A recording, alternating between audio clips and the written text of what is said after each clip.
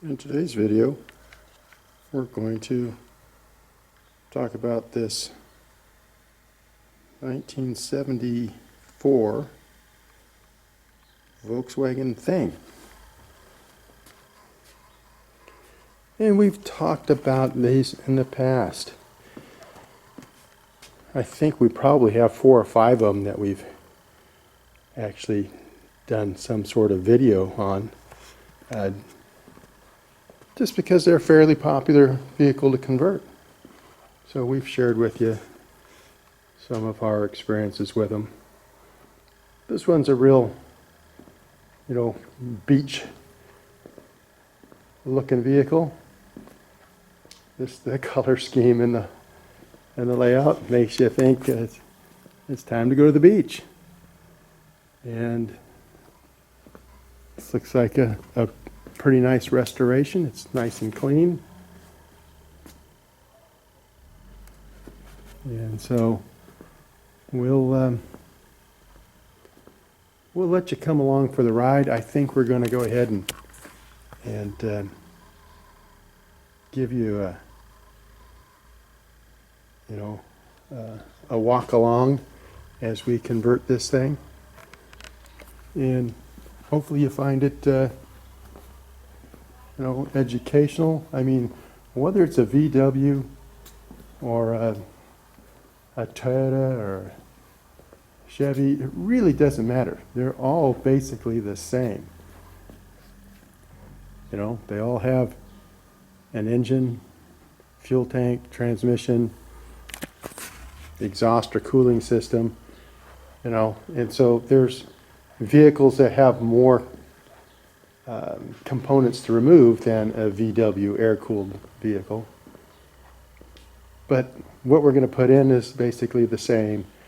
The thing that you need to know is you have to have that big picture understanding if you're going to be doing just any vehicle, so that you have the motor and inverter and everything else that's compatible with one another and compatible with the vehicle and compatible with the intended use.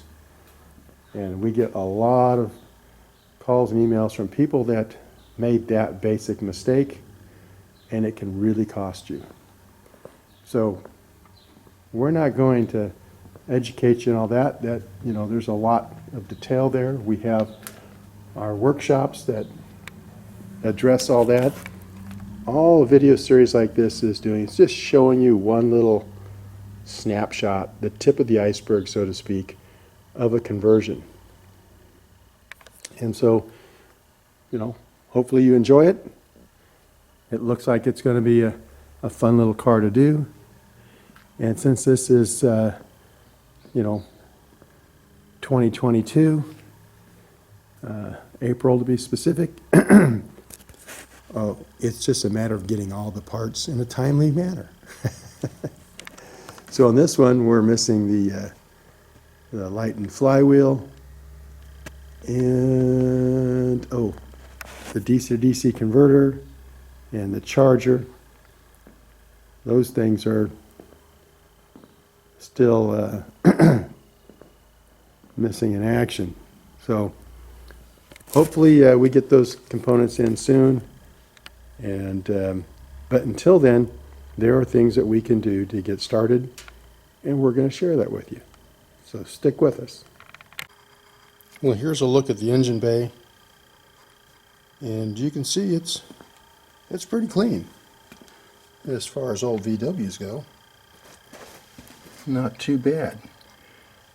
I like working on clean cars. So this is a nice starting point. Looks like a recent restoration. When you take a look at the big picture here. Let's take a look at the front under the bonnet. And again, nice and clean.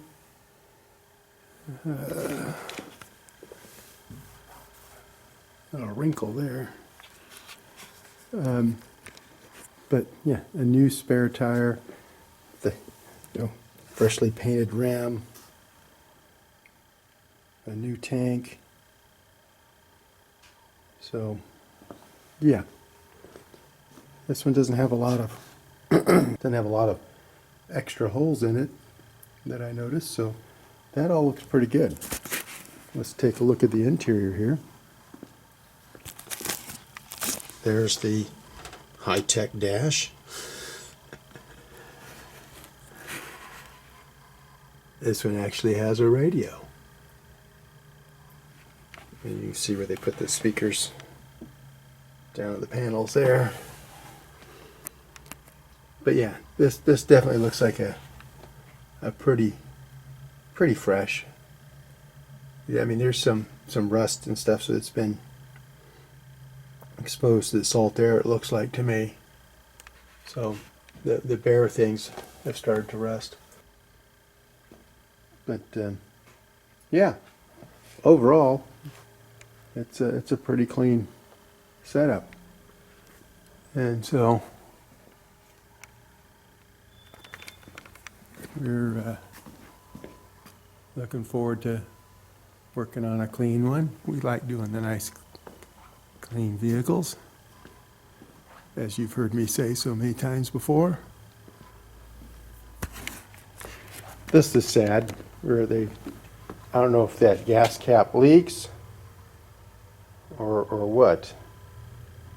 They overfilled it or what, but you can see where they dribbled the fuel down. We'll remove that first thing before it has a chance to do any more damage. It's overall pretty nice looking. Well, where's the first place we always start? We're going to remove the negative battery terminal, or cable. Battery cable, not terminal. And slide this back the way it was. So, 12-volt battery disconnected. Next, we're going to siphon the fuel out of the gas tank. I like to do that with, see what I'm doing here, with just the old siphon. I use 2 of them, makes it go faster, and I have them attached to aluminum piece of aluminum flat stock. That allows me to direct this down into the tank and right into the bottom of the tank. And I've showed you before, another way that we do it is that you can access the line that goes from the bottom of the fuel tank where it goes into the rigid line that goes down inside the tunnel. That's another way. But today I'm going to show you a third way that you can do it on these classic VWs. So that third method is that we're just going to remove the fuel sending unit. And so we're just going to disconnect the power, remove these 5 screws, and this will come right up out of the way, and we can go right to the bottom of that tank very easily. So that's what I'm going to do today. But first, it's not really in the way, but we're going to need to remove it anyway. So the first thing I'm going to do is take out this spare tire. Just a wing nut, loosen it, slide it over, lift it out, nice new tire.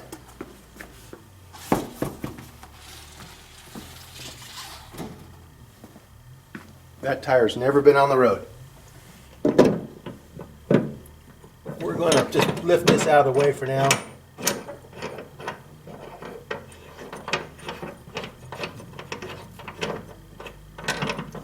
What you can do is this pin right here, you can slide this pin out. It comes towards the center here, and then we can take that off also, just so it's out of the way.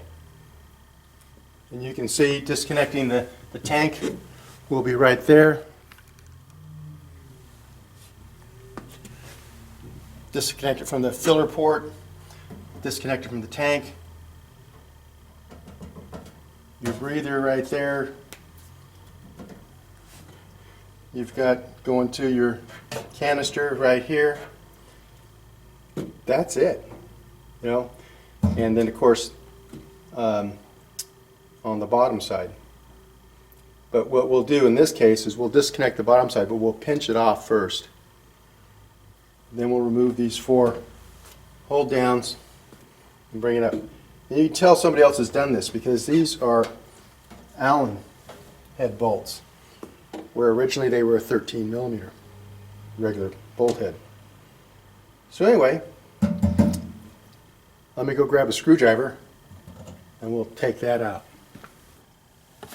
So I removed all of the spare tire bracketry because we're not going to put the spare tire back in.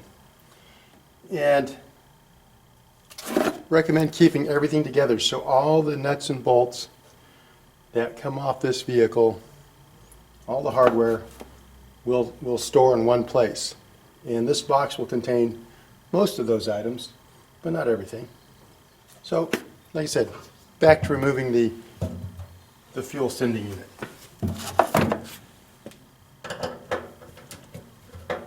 Just 5 little screws. And you can use your power screwdriver, power drill. For a lot of things, especially when you're torquing things back down, I like to do it by hand. So you get the feel of things. You don't strip things. You don't cross thread things. Power tools have a use, a time and place just like everything else. We're going to remove those screws, get them out of the way. This is all going to go back into place. But we want it out of the way so that they don't drop in the tank. We can lift this out and everything will be out of the way. You can see everything's brand new here. Brand new tank, brand new sending unit.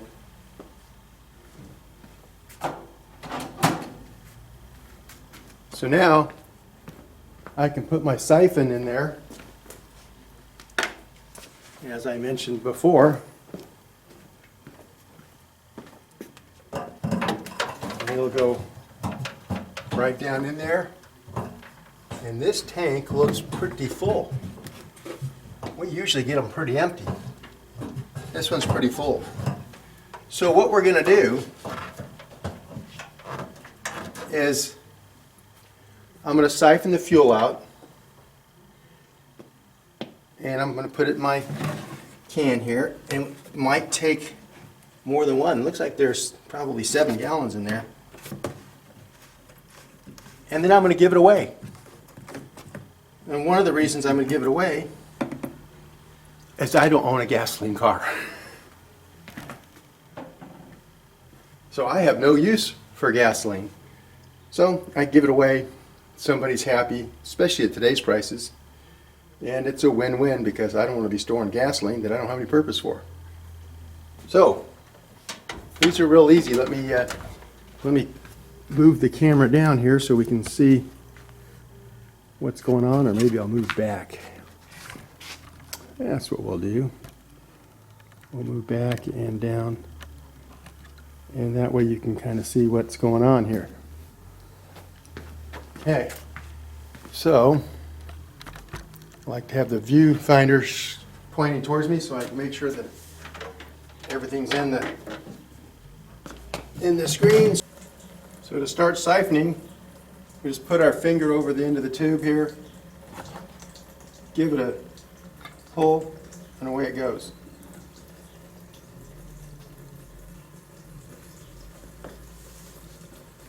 So now we're siphoning on both lines. Like I said, there's more fuel in here than this container will hold probably.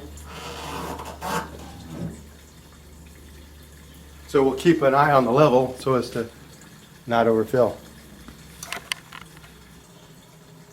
So while the fuel is being siphoned out, we can do other things right here so we can monitor the level in our can, but we can remove this, we can remove some of the plumbing, we can remove the connections to the fuel tank. We'll do all that while we're here. I'm even going to remove the tank hold downs. All that I can do while I'm right here. Best use of time while it's siphoning the fuel. I'm going to be doing something else. Like I said, all right here where I can keep an eye on things. So this is a shot of the, the bonnet front end here with the components removed. Spare tire, fuel tank, charcoal canister, or whatever that is. All that's removed. So our battery box will fit right in here.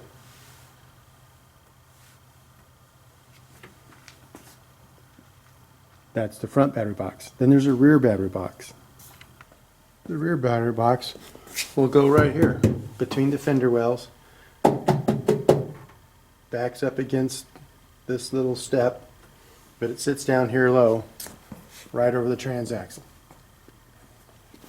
And that's the rear battery box, which it puts it just behind the seats. So there will be 17 cells behind the seats and 18 cells where the fuel tank was. But next, so we've ordered our boxes from the fabrication shop. We've removed all the items that are in our way. So next is the engine bay.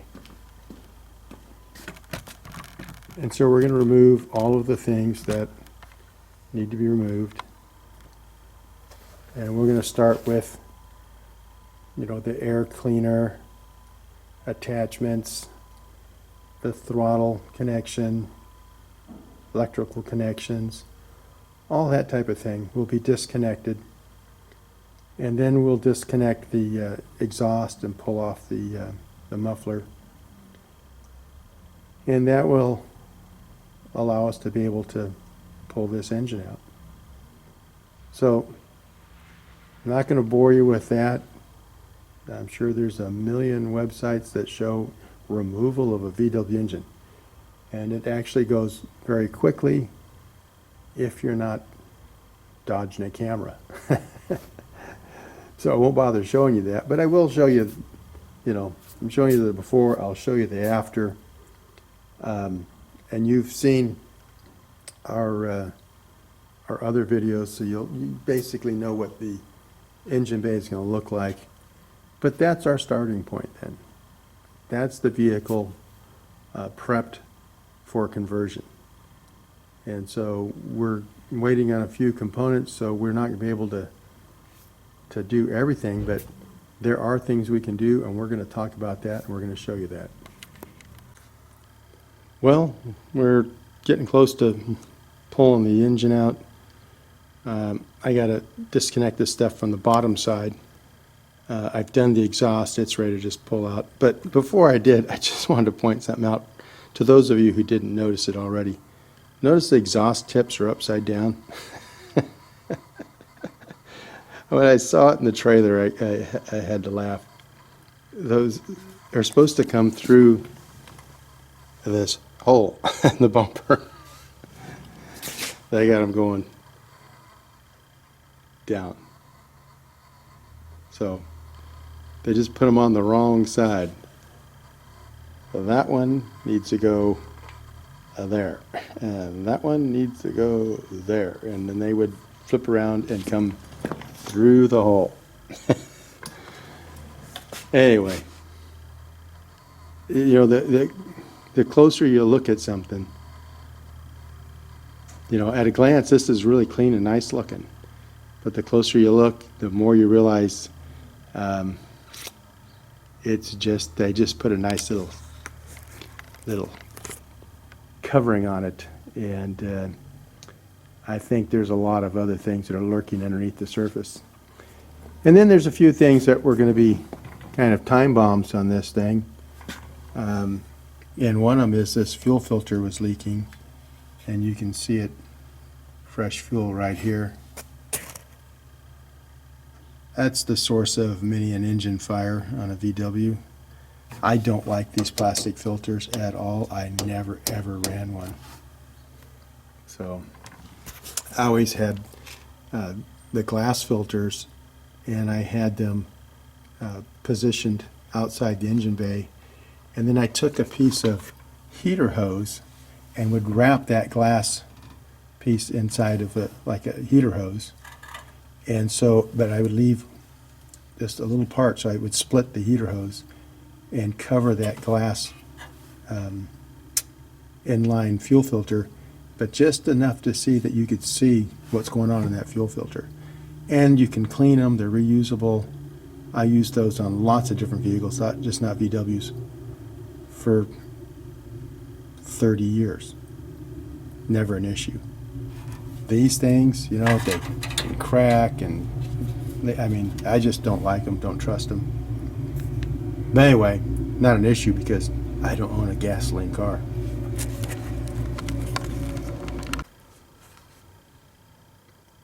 So here's the engine bay with the engine removed. You've seen this before. We'll clean it out.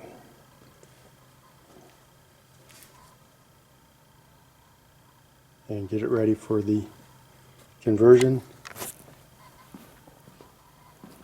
We're going to put the front up on ramps also. We do the rear just for removing the engine because it gives us the clearance to be able to roll the engine out on the floor jack out the back end with the front down. So now we'll put the front up, and it'll be a perfect working height, and it'll stay that way till we're done.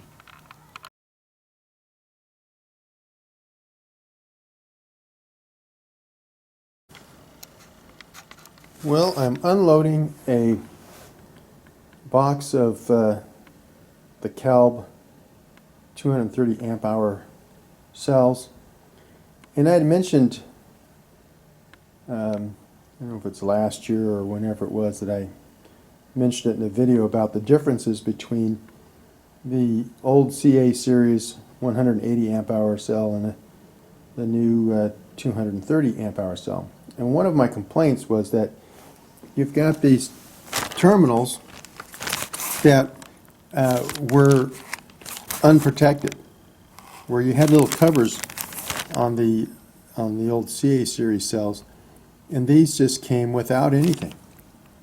And so now they're coming with a nice plastic cover over the negative terminal. So that makes it a lot safer for handling, until you're ready to, connect your interconnects and so forth. So we'll have to pull these off when we do our bottom balancing, but we can put them back on, and like I said, it's a nice little additional safety feature that they should have done since the beginning, but hopefully they continue to make improvements. The cell itself was nice in that this is smaller than the 180 amp hour cell, and they're 3 pounds per cell lighter. So we've got more capacity, less volumetric size, and less weight. So just wanted to make a comment on that I think they're continuing to move in the right direction.